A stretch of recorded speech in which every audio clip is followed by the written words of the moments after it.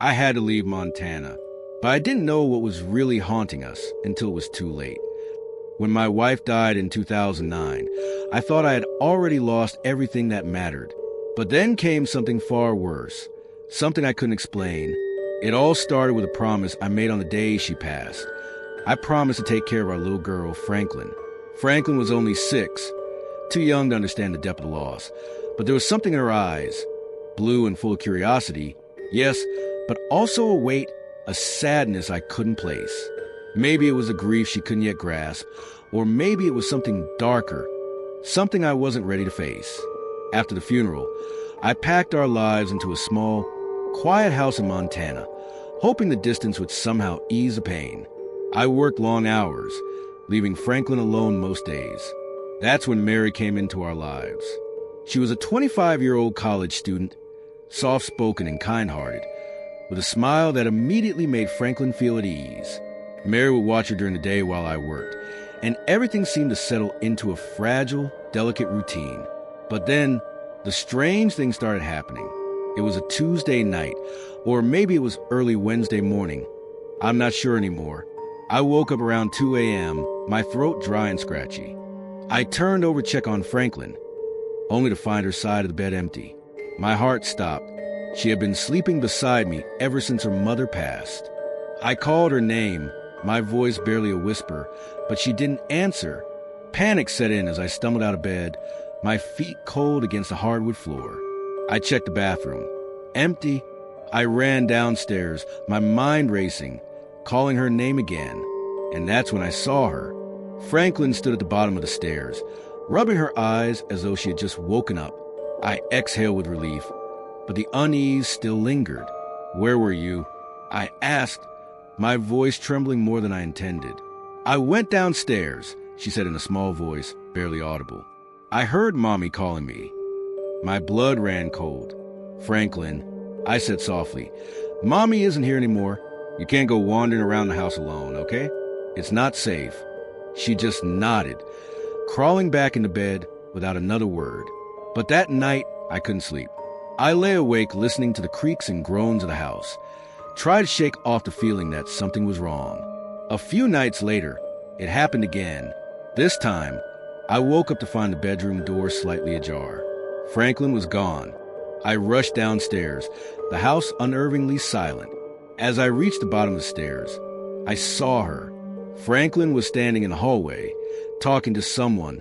"Mommy, why can't you come inside?" she asked, her small voice carrying through the stillness of the night. I froze. There, standing on the opposite wall, was a shadow, a tall, feminine figure that didn't move, didn't shift, but was unmistakably there. I felt my breath catch in my throat. The glass of water I had been holding slipped from my hand and shattered on the floor. Franklin turned, her wide eyes locking with mine. "She was here," she said, her voice accusatory. "Mommy was here, and now she's gone because of you." My mind raced. I grabbed Franklin, rushing her back to bed, but sleep wouldn't come. The shadow, whatever it was, had shattered my sense of reality. I sat in the living room with all the lights on, clutching a baseball bat as though it might protect us. The next few days passed in a blur of strange events. Franklin would talk about her mother as though she was still alive, still with us, watching us. Mary noticed too. "Franklin's been talking about her mom a lot lately," she said one afternoon. "It's kind of creepy. Are you okay?" I lied. I said everything was fine. What else could I say? That my dead wife was haunting us? That I was losing my grip on what was real? But the worst was yet to come. One night, I woke up to the sound of crying. Not Franklin's voice, but something deeper, guttural. I followed the sound, heart pounding in my chest, and when I reached the front door, I stopped dead in my tracks. There she was, my wife.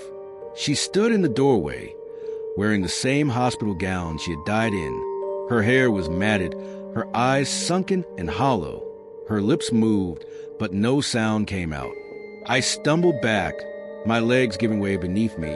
The world went black, and I collapsed to the floor. When I woke up, everything was silent again. Franklin was asleep upstairs, as though nothing had happened. But I knew I knew I couldn't stay there anymore. Whatever this was, whatever was haunting us, wasn't just in my head. It was real, and it was coming for us.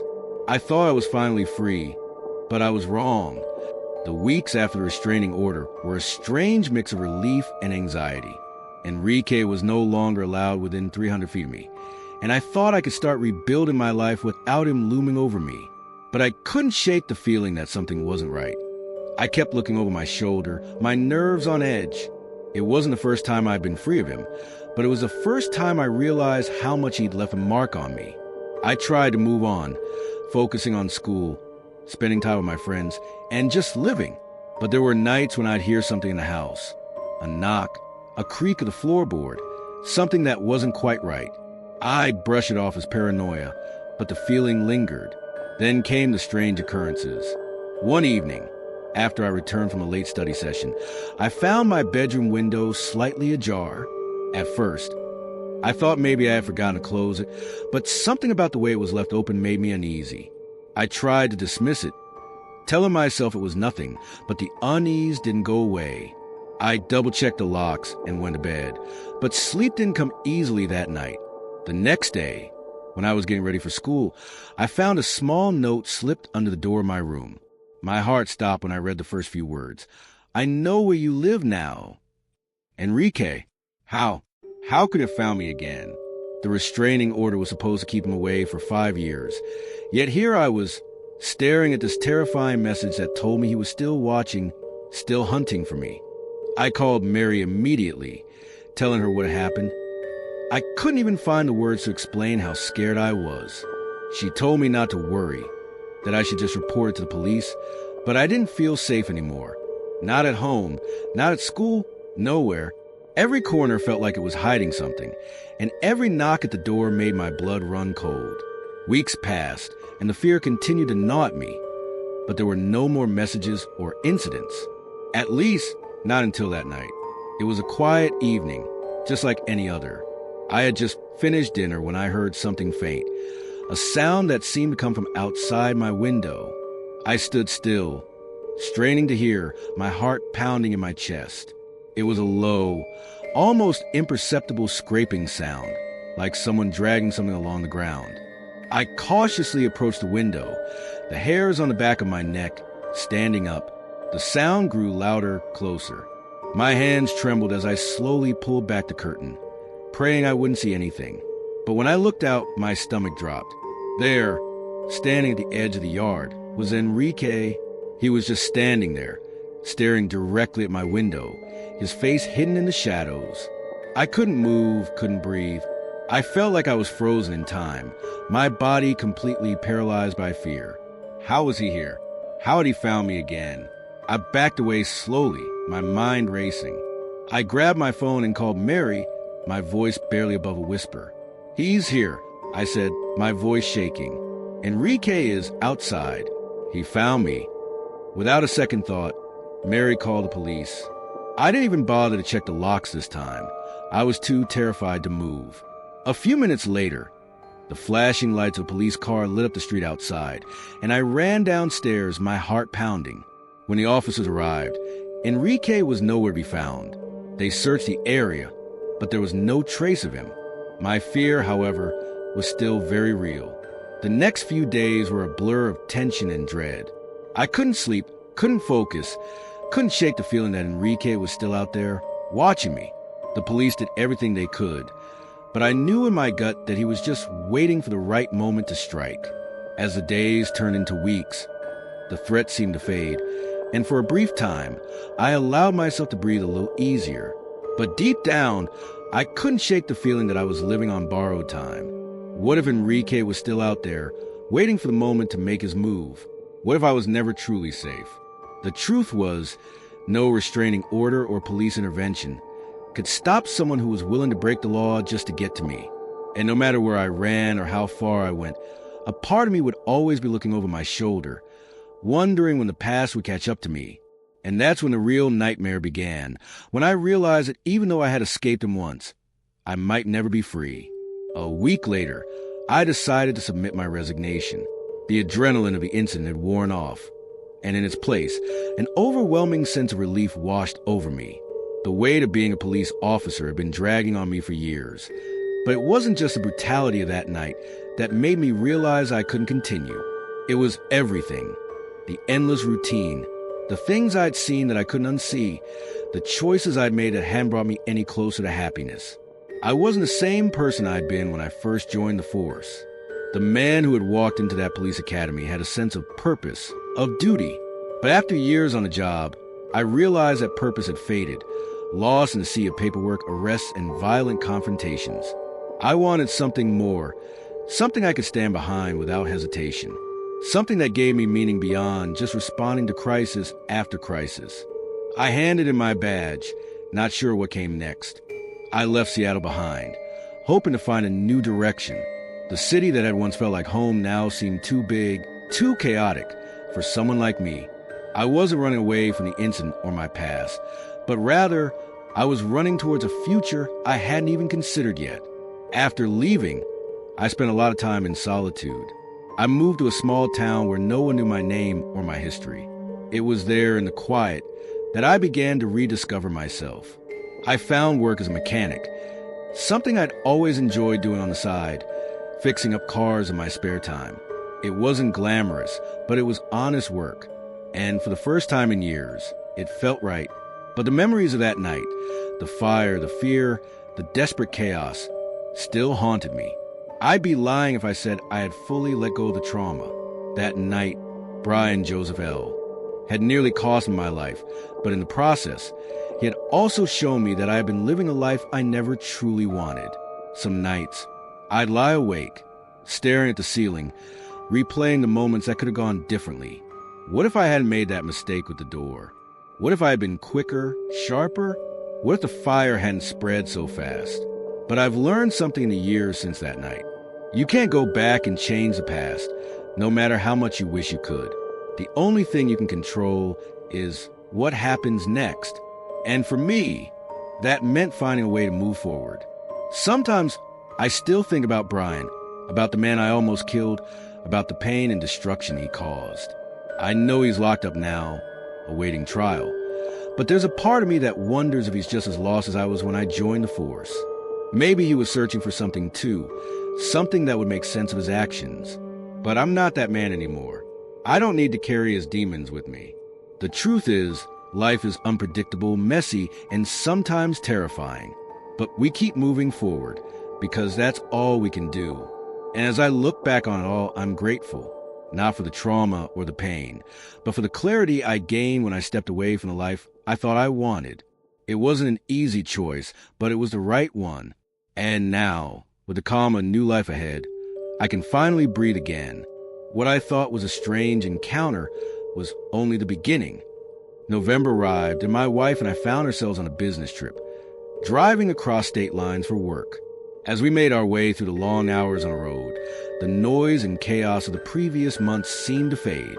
The sound of the tires rolling against the asphalt, the rhythmic hum of the engine, it was a comfort. But even on the road, I couldn't shake the feeling that something had shifted. There was a lingering unease, an itch I couldn't scratch. We had been away for about a week, and during that time, I tried not to think about our neighbors. Life on the road was busy, and we were both focused on work. But every night, when we returned to a hotel, the quiet made me remember the events back home. There was something deeply unsettling about that night with Humberto. The knock at the door, the strange, erratic behavior, it didn't sit right with me. His claim about my wallet, the way he looked, the way his eyes darted around, it wasn't normal. When we finally returned to Farmington, it was late in the evening. The trip had taken a toll on both of us, and all I wanted was to relax, unpack, and get some sleep. But as we pulled into our apartment complex, I noticed something was off. The air felt thick, almost suffocating, as though something heavy was pressing down on the building. The once familiar sounds of the complex, cars passing by, people chatting, distant voices, were muted, replaced by a strange silence that sent a chill down my spine. Maybe it's just a fatigue, I told myself, trying to brush off the nagging feeling. But as we got closer to our door, I saw that the light in the window of our neighbor's apartment was on. It was a faint glow, but the presence of that light at this hour felt wrong. It was past midnight, and most of the neighbors had long since turned in for the night. Yet there it was, like a beacon in the dark. I pushed the feeling aside and tried to focus on the mundane task of getting inside. But as I reached for the door handle, I heard something. It wasn't a voice, but a sound, like the soft scrape of something against the floor. The hairs on the back of my neck stood up. My first instinct was to check the peephole, but I stopped myself. Something was telling me to wait, to stay still and listen. I looked over at my wife, who seemed unusually quiet, almost tense. She caught my eye and gave me a slight nod, as though she felt it too. I quietly opened the door a crack and peered through the peephole. There, standing on our porch, was Humberto. His face was shadowed, but his figure was unmistakable. He was holding something in his hands, but I couldn't make it out. The same unsettling feeling gripped me, only this time it was far more intense. What was he doing here again? Why was he out here at this hour, holding something in his hands like he had something to prove? I hesitated for a moment before opening the door halfway. I didn't want to escalate anything, but I had to know what was going on. "What are you doing here, Humberto?" I asked, trying to keep my voice steady, but I couldn't hide the tension. His response was a half chuckle, and it sounded off, almost hollow. "Oh, I think you left something outside. Your wallet." My heart skipped a beat. "I told you earlier my wallet is inside. It's not out here." But he wouldn't listen. "It's outside, man. I swear, right there by your door." The absurdity of it made my blood run cold. There was no way my wallet was out there, and I could see that Humberto wasn't making sense. I stepped back, grabbed my handgun from the closet, and concealed it under my shirt as I opened the door a little more. My instinct screamed that something wasn't right, and I wasn't about to let him get too close.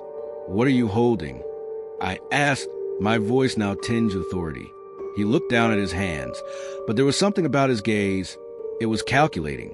He was hiding something, and it wasn't just a wallet. I stepped forward, gun hidden but ready. "Listen, go back inside. I'm not playing games with you." The moment I stepped into his line of sight, his expression changed. It was like a switch had been flipped. He suddenly seemed smaller, more nervous. He muttered something under his breath and backed away slowly, his hands raised in a half-hearted surrender. But his retreat was far too quick, and his body language screamed of someone who'd been caught doing something they shouldn't have. I watched as he stumbled backward, his eyes darting to the shadows behind him. He didn't seem like the man who had come to knock on my door just moments before. No, this wasn't just about a wallet. This was about something far darker, something I still couldn't quite put into words. But it was clear he was hiding something, and I wasn't going to let it slide. "Go back to your apartment, Humberto," I warned him again, my voice cold. "And don't come near me or my wife again. Understand?" He didn't say another word. He turned quickly, almost frantic, and fled back to his apartment.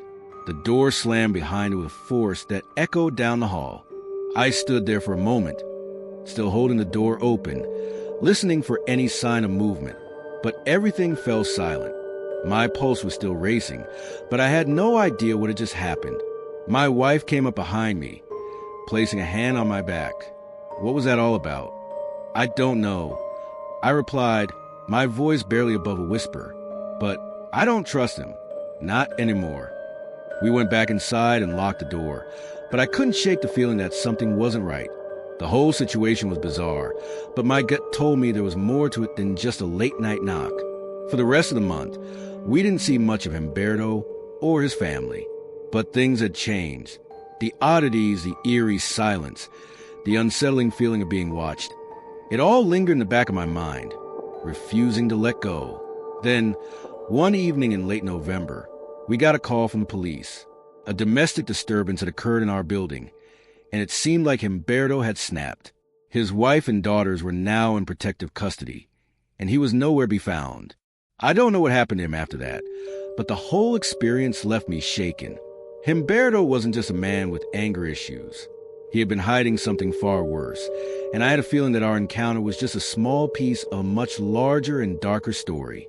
And that night, When I opened the door, I might have stopped something terrible, or I might have just opened the door to a new kind of nightmare.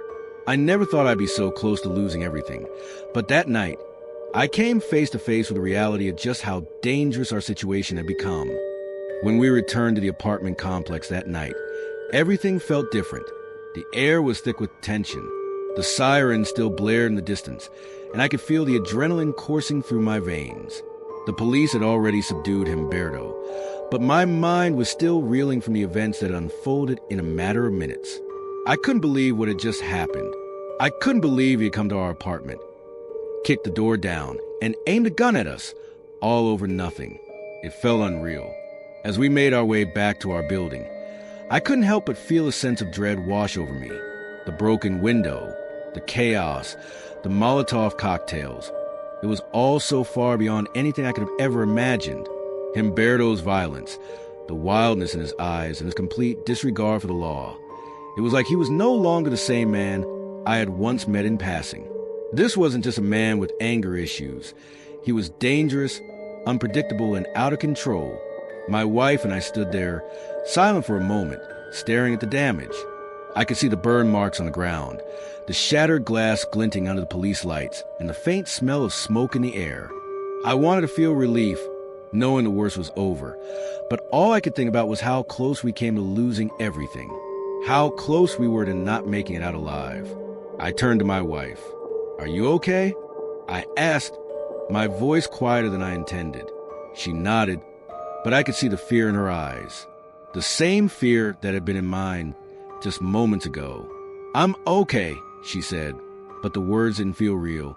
There was no okay in a situation like this. Not after what we had just been through. The officers were still on high alert, some talking to the bystanders, others standing watch as paramedics took care of Humberto's wounds. I watched as they led him away in handcuffs, his body limp and unsteady. He was subdued, but the image of him charging at us with that gun still. "You had to know," I said, my tone harsh. "You had to know that he was dangerous. And yet you did nothing." Haunted me. I wasn't sure if I was supposed to feel relief or anger or fear. It was all a confusing mess of emotions. As the officers continued their work, I walked over to where Humberto's family was standing, their expressions a mix of disbelief and fear. His wife, Olivia, had a look of exhaustion, but there was something else behind her eyes. It wasn't just concern for what had happened. It was a deep, unspoken resignation, as if she had known this day was coming all along. I couldn't hold it in any more. My anger boiled over, and I approached them, my voice sharp and cutting. Olivia's face crumpled slightly, her lips trembling. "We tried," she said quietly, her voice cracking. "We tried to help him, but he wouldn't listen. He's sick. I know he's sick." I snapped, feeling the weight of everything crashing down on me. "But you let him get this far. You let him cross this line." The daughters stood behind Olivia, their eyes wide, unsure of what to say. They were just kids, caught in a nightmare they didn't ask for. But I couldn't hold back the flood of emotions that had been building in me for months. The fear, the anger, the helplessness. It all came spilling out in one furious, unsparing moment. Olivia took a deep breath, her face pale but resolute. "We never wanted any of this to happen," she said. But he couldn't control it anymore, and neither could we. I didn't have the energy to argue with her. The reality was clear. They had tried, but it was too late. Humberto had become a threat, not only to us but to his own family. I couldn't imagine living with that fear day in and day out, seeing someone you love slowly slip away, becoming something unrecognizable. But that didn't excuse the terror he had put us through. I turned away from them, my body tense and exhausted. My wife followed me, staying close as we made our way back into the apartment. I locked the door behind us, feeling the weight of it all pressing down on me. But even with the door locked, the feeling of safety didn't come. How could it? How could we ever feel safe again, knowing that the madness next door had nearly cost us everything? That night, sleep didn't come easily. The sound of Humberto's rage, the crash of the door breaking open, the sight of the gun in his hand, it kept replaying in my mind like a nightmare I couldn't wake up from. I tried to push it away, but it wouldn't leave. My wife lay beside me, her breathing steady, but I knew she was thinking the same thing. Could we stay here? Could we continue living in this place, knowing that someone we had once considered a neighbor was capable of this kind of violence? The days that followed were filled with paperwork, police reports, and constant reminders of how close we had come to disaster. I went to the station a few times, spoke to officers about the incident, and followed up on an investigation, but nothing could erase what happened. It was clear to me now, this was no longer just about being cautious. This was about survival.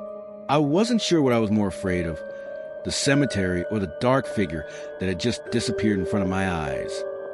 I stood frozen, my eyes darting across the cemetery, searching for any sign of movement. My heart thudded in my chest as the wind suddenly picked up again, howling through the bare trees. But it didn't help. The unsettling stillness for moments before it left its mark, and I felt like I was being pulled into something far darker than a mere dare or a prank. The text from my friend still glowed on my screen, but I couldn't bring myself to respond right away. My fingers hovered over the keyboard, trembling as my mind replayed the sight of the figure vanishing before me. Had it been real? Was it a trick of the light? I couldn't tell, but I knew deep down that it wasn't just a figment of my imagination. Something had been there. I forced myself to take a deep breath and typed back, "Fine, still here," trying to keep my voice steady, even though every fiber of my being screamed to leave. But I couldn't, not yet. I had made a promise, and my friends would never let me hear the end of it if I left early. The moonlight cast long shadows across the graves, and I felt like I was walking deeper into a nightmare. Each step I took seemed louder than the last, echoing through the vast expanse of the cemetery. The ground beneath my feet was uneven, and the tombstones that seemed to watch me felt like sentinels, each one marking a story that had long since been forgotten. As I sat on the cold stone bench, I tried to calm my nerves. I could do this. It was just a cemetery. I had to stick it out. But then, the temperature dropped sharply and the wind turned biting. I pulled my jacket tighter around me, my breath now visible in the cold air. The silence was almost unbearable. There were no distant cars or city sounds. It was just me, alone in the dark, with the oppressive presence of graves. And then, as if the night itself had grown impatient, I heard it, the unmistakable sound of footsteps, slow and deliberate, coming from behind me. I spun around, flashlight trembling in my hand, sweeping the beam across the tombstones. Nothing. My heart pounded in my ears as I stood up from the bench, now fully alert, scanning the darkness around me. There was no one there. I was beginning to lose my grip on reality. My imagination was getting the best of me, or so I told myself. But deep down, I knew something was wrong. The cemetery felt alive in ways I couldn't explain, as though the ground beneath me wasn't just earth, but something older, something that had seen too much. I glanced back down at my phone. The time read 11:55 p.m. Only 5 more minutes. Just 5 more minutes, and I would be able to leave. But then, something caught my eye again. At the far end of the cemetery, the figure from earlier appeared once more. It stood still, like a dark silhouette against a moonlit backdrop of tombstones. I squinted, my flashlight flickering as I tried to get a better look. Was it the same figure from earlier? It was hard to tell. It seemed taller now, and its features were more distinct, more human. But the thing that made my blood run cold was its movement. It wasn't standing still anymore. It was walking toward me. I froze. The figure moved silently across the cemetery, its footsteps barely audible against the soft earth. My breath hitched as I stood motionless, the flashlight beam shaking uncontrollably in my hands. Every instinct screamed at me to run, to flee from whatever this was, but my feet felt glued to the ground. When it was close enough, I could make out the details more clearly. It was tall, too tall for any normal person, with limbs that seemed unnaturally long. Its face was obscured by shadows, but the presence was unmistakable.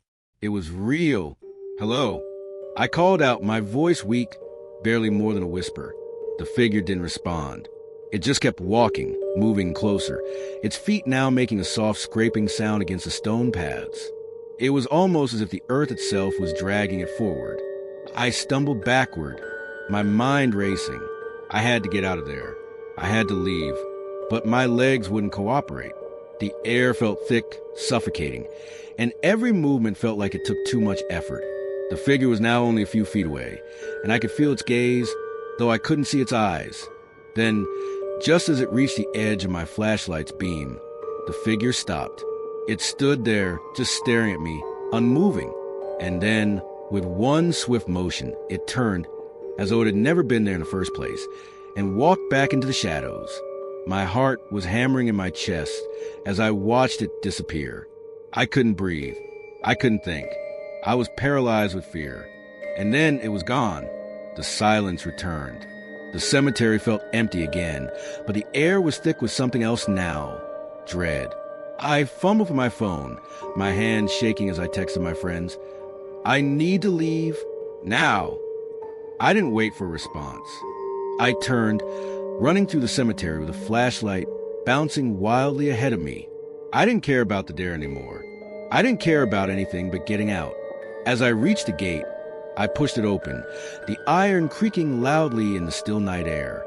I didn't stop running until I was back across the street, where my friends were waiting. Their faces were filled with concern, but I couldn't speak. I just kept looking back at the cemetery, my chest heaving as I tried to catch my breath. I didn't know what I had seen that night, but I knew one thing for sure. I would never return to that cemetery again.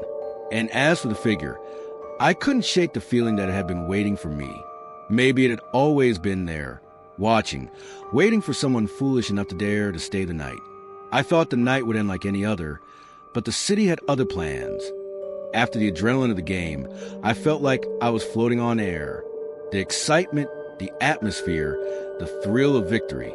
It was one of those rare moments where everything felt right.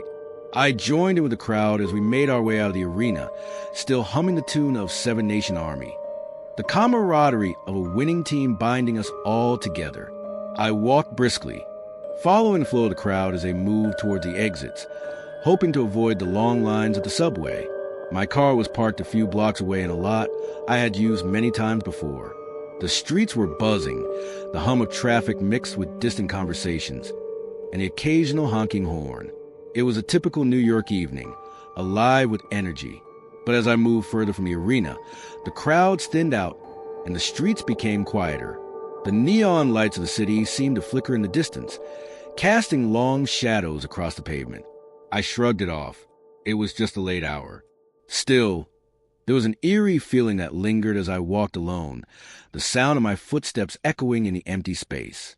The last stretch of the walk felt longer than usual. I passed familiar storefronts that were now closed, their windows dark and their doors locked. It felt like the city was winding down for the night, but I couldn't shake the feeling that something was watching me. I turned the corner, hoping to see the parking lot ahead, but instead, I found myself on a nearly deserted street. The faint hum of the city was gone, replaced by an unsettling silence that made the hairs on the back of my neck stand up. As I quickened my pace, I saw a figure up ahead, standing by the entrance to the parking lot. It was a man, dressed in dark clothes, and he was leaning against a light pole, just waiting. He wasn't doing anything overtly suspicious, but the way he was standing, perfectly still watching me, set my nerves on edge. My mind raced. Try to think of a reason for this encounter. Maybe he was waiting for someone. Maybe he was just another person leaving the game. I tried to brush off the uneasy feeling and kept walking toward my car. But as I got closer, the man shifted, straightening up as if he had been waiting for me. I stopped in my tracks, my pulse quickening. He didn't move, but I could feel his eyes following me. "Hey!" I called out, trying to sound confident, though my voice betrayed me. "Are you all right?" He didn't answer, just stood there, watching me. I tried to look past him to my car, but the lot seemed unusually empty, darker than it should have been. The streetlights flickered, casting long, distorted shadows on the pavement. The man's silence unnerved me even more. I took a step back, ready to turn around and find another way to my car. But then, as if reading my mind, the man finally spoke. "You lost something?"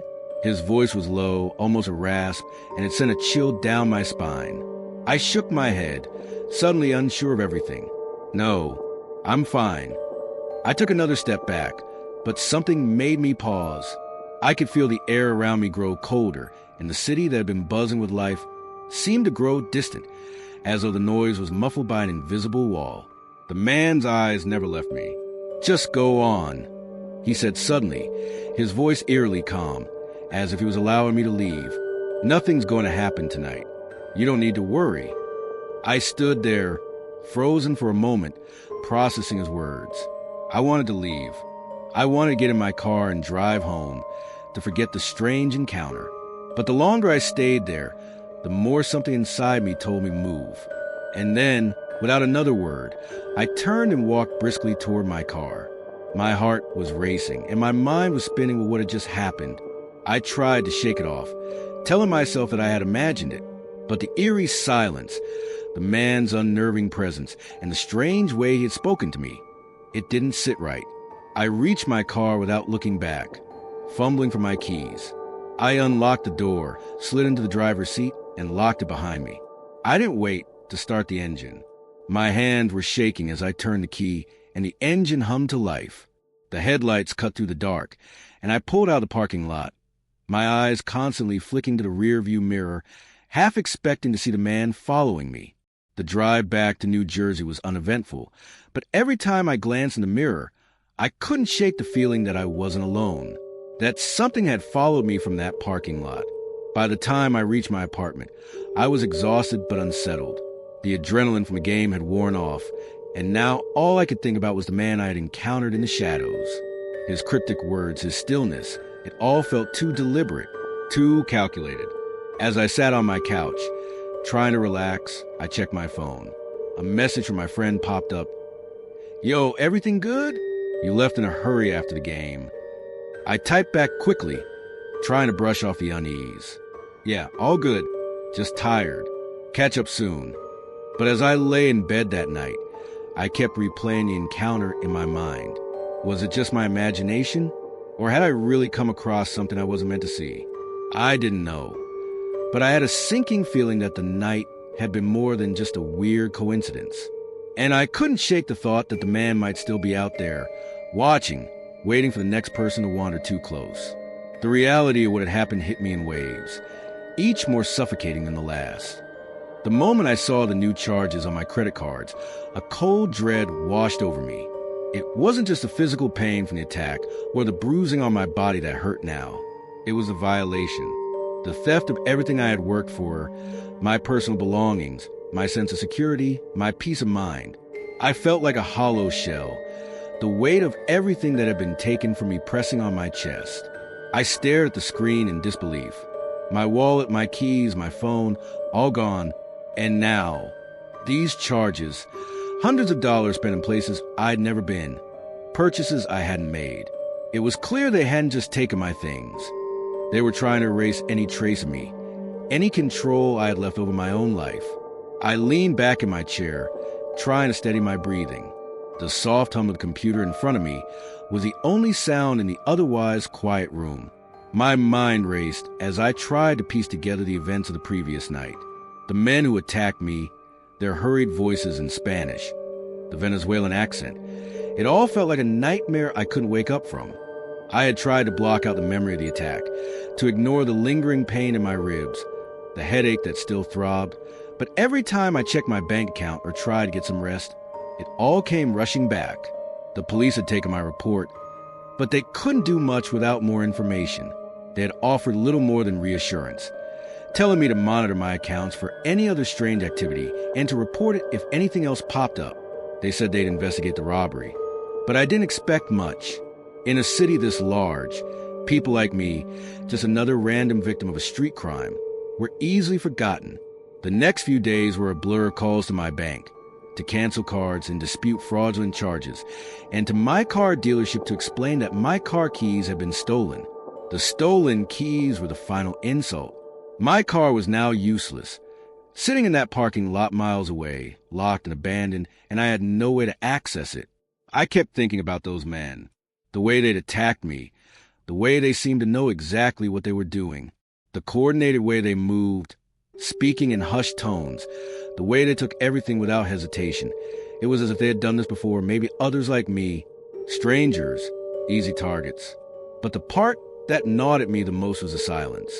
There were no sirens when they attacked. There were no witnesses that came to my aid. It had all happened so quickly, so violently, and yet there was no one to stop it. I spent the next couple of days locked in my apartment, trying to recover physically and mentally. Every time I left the house, I kept my head down, my senses heightened. I couldn't help but feel like I was still being watched. The city that had once felt alive with energy now seemed oppressive, like it was closing in on me, suffocating me. But the worst part of it all was that I couldn't shake the feeling that this wasn't over. I kept hearing their voices in my head, their footsteps echoing in the dark, and a strange sense of dread that had followed me from that alley still lingered like a shadow. I knew that this was just the beginning. These men, whoever they were, hadn't just stolen my wallet. They had taken something more, my sense of safety, my peace of mind, and the belief that New York City, with all its chaos and vibrancy, could ever feel like home again. I never expected a peaceful night to turn into something much worse.